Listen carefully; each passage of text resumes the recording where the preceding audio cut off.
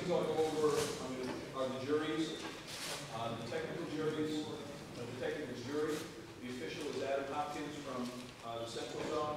Coach is Ted Knapp from the Western Zone. And the athlete is Laura Sogard from the Eastern Zone. The eligibility jury, the official is Kenton C from the Southern Zone. The coach is Eric Kosuke from the Eastern Zone. And the athlete is Ashton Twitchell from the Western Zone. As I'm sure you're very aware, there were certain arena suits that were deemed to be illegal. They are numbers AR 220993, AR 220994 for the women, and AR 141364 for the men. They're all identified with the white lettering of the arena. Those are illegal at this competition, can't be used. Clark will go over the details of what will happen or the process for observing, but please don't wear them. If you've got replacements, terrific. If not, I suggest you do. We're also, we've been doing this a while, have a paper reduction at these events, so one of the things during this week you'll see is we'll get the heat sheets, but there won't be team points, individual points. You won't see the previous results with them. They're all posted on the deck. They'll be posted, I believe, under the or behind the diving tower at that end as you go toward hospitality, so you should be able to see it often. And then up on the spectator area, I think in the main hallway. East side. East side. Excellent. That's all I have right now. I'd like to introduce the new referee, Clark Hammer.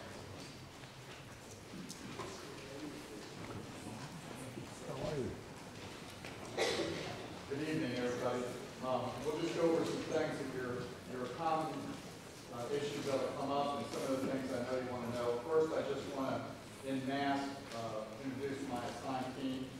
If I could have the deck referees please stand.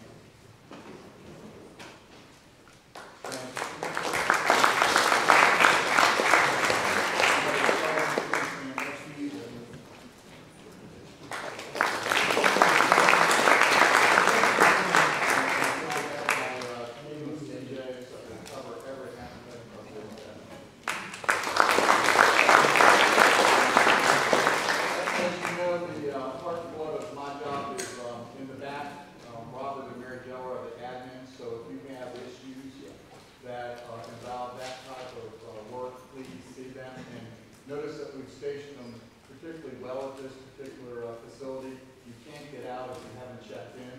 So they'll bring a list up to me, but if you know you haven't checked in, please get back there and make that happen. Timelines. I think you all saw the first timelines I set up, or some of you did. We've added time to every event to slow the meet down. It was clear with the numbers that we had that this was going to be very quick, even if I had everybody get out at a very leisurely pace, we were still going to have very short terms. So in discussions with Frank and the senior committee's involvement, we have added time to every event, and I mean I've added 5 minutes. So what will happen is we will take a very leisurely time with the heats, and there will probably be dead time after each final heat of an event. And we will fill the music or whatever, but the goal will be to allow the athletes to have a good cadence and a good rest so that they get finished up.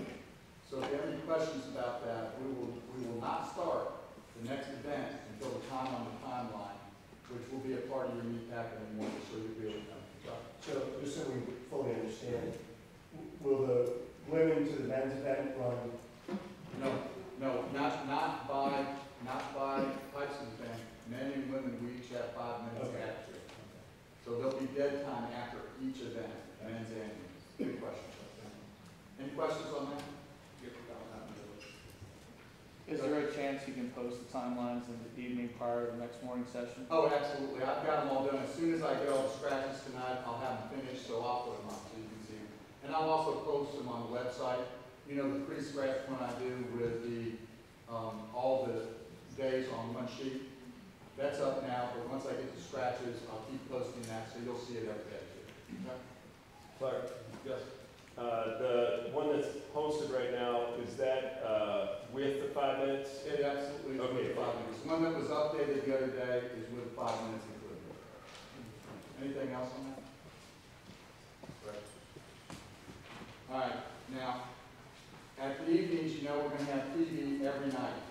TV will control our timelines. The timeline that will be for the finals is synced with their timeline.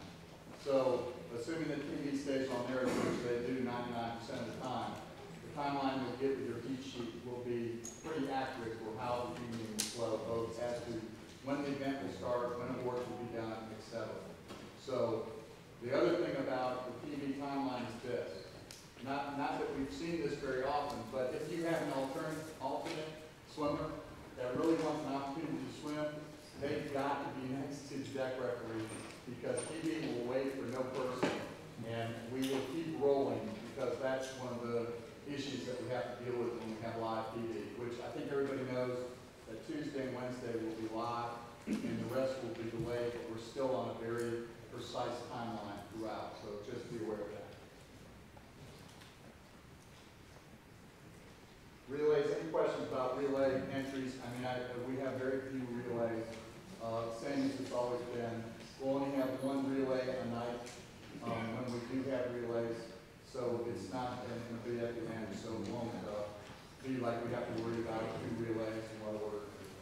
Any questions on relay?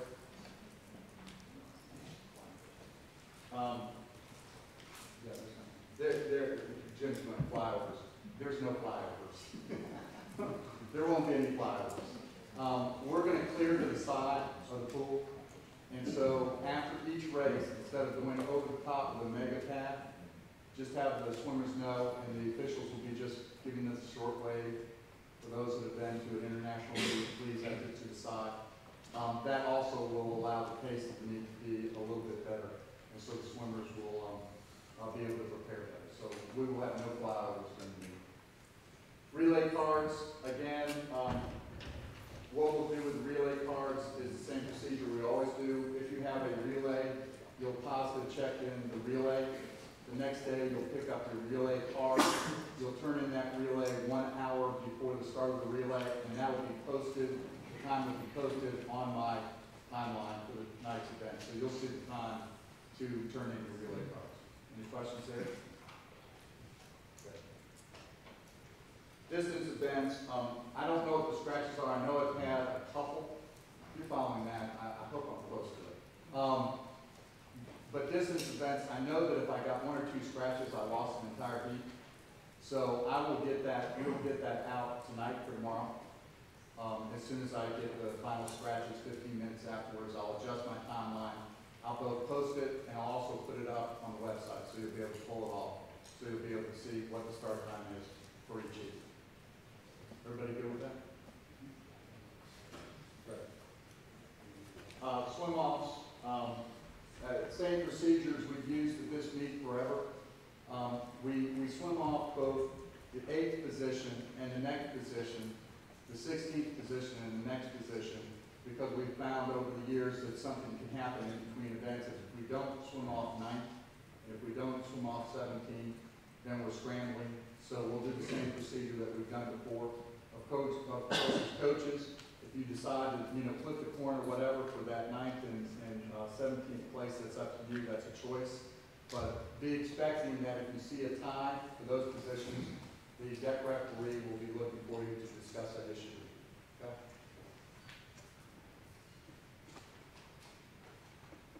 Distance events, we're going to have the officials do the counting. We're going to put them in the water. I know that when the team goes to Barcelona, they'll be putting it on the deck, but we have the long stick placards, so we're going to put the sticks in the water, just let you know what's going to happen with that, because I know from time to time we've done it both ways. Underwater cameras. We have underwater cameras at this meet, which the protocol for those that don't know is when a call is made, it is also reviewed by the underwater cameras to determine whether or not it should be accepted rejected, or it was inconclusive. In other words, we could not tell either because where the swimmer was in the pool or because of the angle or whatever. If there is either of the first two, obviously that's the way we're going to go. If it's accepted, it's accepted. If it's rejected, it's rejected. If it's inconclusive, the deck referee will go through the normal vetting process of determining whether or not they're going to accept that call. So just to let you know how that process will work, it's the same we've done with the cameras every time. We also have the overhead timing cameras, which obviously will make a cleaner deck, so there won't be buttons and there won't be watches. The Omega overhead cameras will be a part of the timing system. Disqualifications. Let's get into the next three. Disqualifications, if you have a question about disqualification, see the deck referee that was on that event, and then we'll just walk through the process from there. From time to time, I know some of you would like to go down and look at the underwater camera. If you'd like to do that, we'll certainly oblige you, but we do it after the session. So if you have that, just come see me and we'll find a time if you want to see the disqualification that was accepted underwater. C finals, as you know, this meet is C finals are 18 and under. Just looking at the heat sheet, it became pretty clear that there's at least one event I think that everybody's going to be able to swim twice if they want to. There also was a possibility that we might run out of 18 and under swimmers. So a decision was made that if we find ourselves in that position, we will go next to 19-year-olds, then next to 20-year-olds, and next to 21. The idea of keeping it, trying to keep it a younger age final. So if there's any questions about that, that also means that when you see the scroll in the morning and you see the C group, don't be fooled because we're going to have to obviously manipulate that if there are 20-year-old, anybody 19 years old or older to come up with the C final. And we'll get that out pretty quick. We're going to try and do that after every event's closed. We have an idea. We're going to try and understand what swimmers would be in that C final so you'll know. Any questions on that?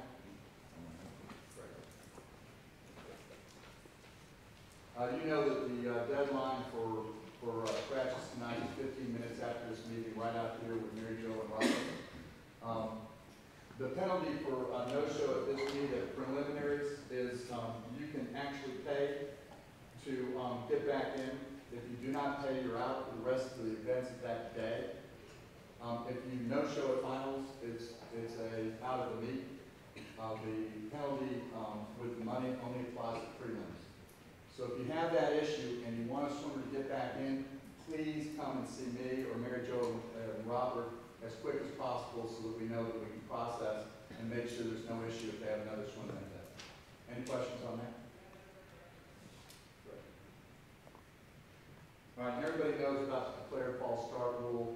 If you have a declared false start, please get either if it's early and you're at early warm-ups and you know you have one, you can go up to Mary Jo and Robert and they can write it up for you. If it's getting closer to the event, you can go straight to the deck referee or the CJ that's in the corner with the deck referee and they'll write it up. So those are the two options that you have, and please avail yourself of it if that's something that comes up. Clark, Yes? when's the last possible minute you can declare a false start? Hopefully before he blows a long whistle to step up his swimmers on the Right, for the heat. Well, yeah, I think that it's fair that Harvey, we're going to have enough dead time that you should be able to get over there. But yeah, just before you see, if you have a declared false start, I mean, here's things that happen to you and your swimmer where you decide at the last minute, well, the last minute's fine with me, just do it before we're in a rotation where we're stepping them up on the block. So if you're there a minute before, you're just fine with me. Okay? Is that clear for everybody? Thanks for the question. Scratching for finals, you'll do that with the admin referees at this meeting. We talked about possible checking time trials. I have no idea what your goals are and plans are for the meet. The time trials, as you know, at this meet are generally limited to 1 hour. And so if we have that, if we go that far, we'll go that far. The 800s and the 1500s will be on Saturday. That's the best day for them to swim. So if you have those swimmers that you want in the time trials, that will be on Saturday. and we will do them at the end. In other words, we're not going to put them in the third place. We will run the other events that get in, and then we'll run the 800s and 1500s if there's any people that want to swim that event. Yes, Joe? What time do you have to sign up and what time will they start compared to the end of the? We're going to try and start the time trials 15 minutes after the completion of the morning session. And I don't know, we haven't set a time. What time? 1 hour before the end of prelims is the deadline to get your time trial submission in. Any other questions on that? Yes, in the back. Is there any flexibility on that? Is there any flexibility on doing that time trial on any other day if there happens to be a conflict with an official event? Give me an If you have example. an athlete that has a real event that day, but you wanted the time trial? Are you talking about the distance? Yeah, the 800 you just mentioned. Well, I've got them right now on Saturday. Why don't you come up and talk to me and let me find out what your issue is? And if I need to make an adjustment, I'll let everybody know in the room what adjustment we made. But come talk to me so I know what it is, so I make sure I understand. Okay? Anything else on contract?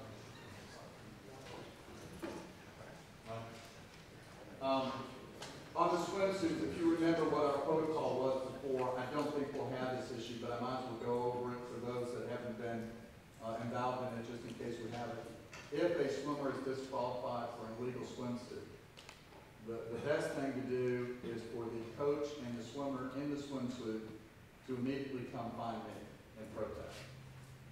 That way I know that that's the swimsuit they swam in, and I can look at it and make a call right there. So if there is a swimsuit call, and it's illegal, and you want to protest it, come immediately and find me, and I'll be with the timing system, so you'll be able to find me, and let me know. But I doubt we'll have that issue.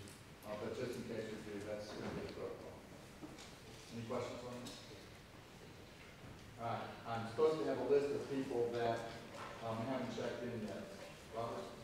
Ohio State and Tennessee. That's it. Right. Any questions?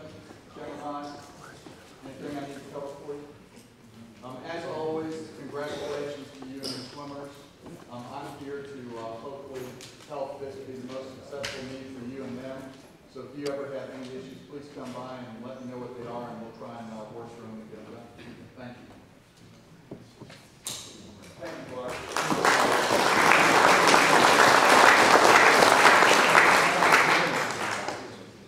Okay, next will be Frank Bush, our National Team Director. I'll speak to a number of issues regarding the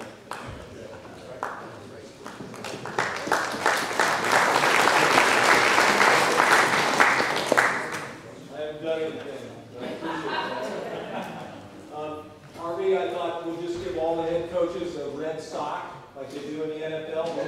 You just let it fly. Then we'll call a timeout and we'll be good. Jack will want to know.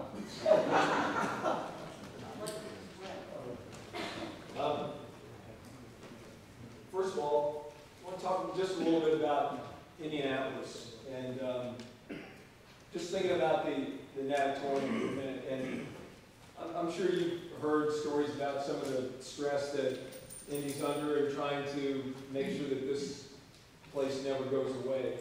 And I just want to remind you, as people that are so passionate about our sport, that this is the best facility, permanent facility we have in this country. Just think about that for a minute. When it comes to seating and deck space and a 50-meter warm-up pool, an indoor facility, this is the best permanent place we have. So if you get asked by the press or have an opportunity to say anything positive, it's really important that we're aware of that and we aggressively spread good word about this place, because this is special, and I want to make sure that nothing ever happens to this natatorium.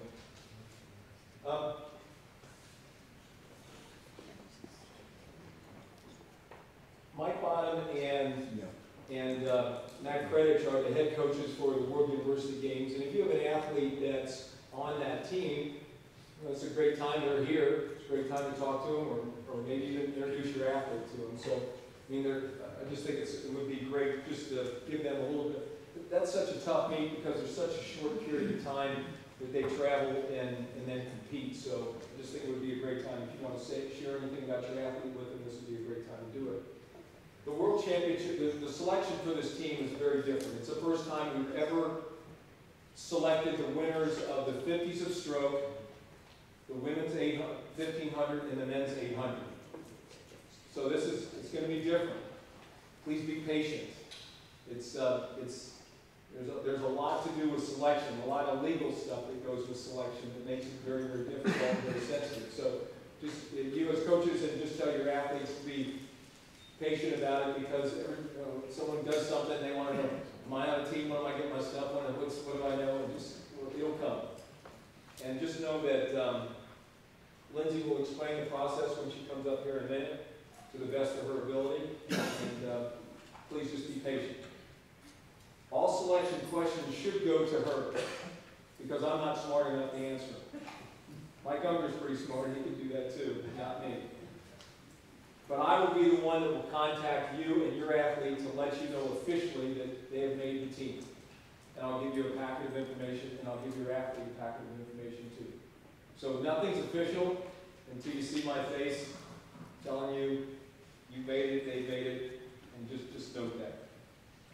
Please know that way back in January, I sent out information to the national team and the national team coaches, to every single one of you, letting you know about the meeting that's on Sunday if your athlete makes the team. We're going to have a practice, we're going to have a breakfast, we're going to have a meeting. Because after that, we don't see anybody for 2 weeks. So just know that they'll be expected to be there. Coaches, if you think you might be a potential person to make the staff, in other words, if meet's rolling real well for you and you're watching kids that you're coaching potentially make the team, if you're not interested in being part of the staff, would you let me know that, please? So just if it's a good meet but you still plan not to be part of the staff, just if you would let me know that, I'd appreciate that very much. Other than that, I just know that we're here, USA Swimming's here to help you in any way we can. And I want to see you as coaches be as successful as you can, and your athletes be as successful as they can. So if you have any questions or anything I can do for you, please don't hesitate to contact me, and good luck to everybody.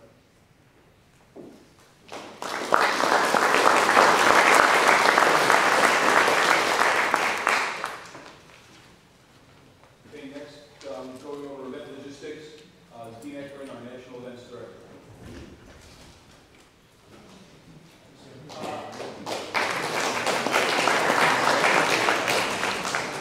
Frank mentioned the venue. I would just like to thank the people that kind of make it all happen, and mainly Arlene McDonald with Indiana Swimming, Julie McKinney with the IU Natatorium.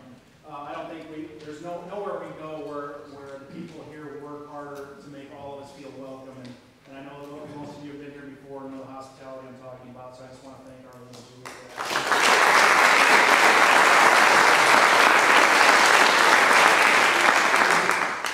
Our announcers for this competition are Sam Kendricks and Michael Forpat. If you could stand up real quick, I don't know where they're going.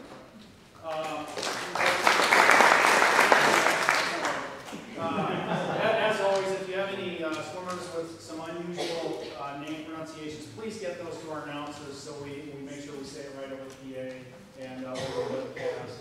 One other thing, just a little congratulations to Michael. He once again was selected by FINA as the announcer for the World Championship, so he will be in Barcelona with the team. He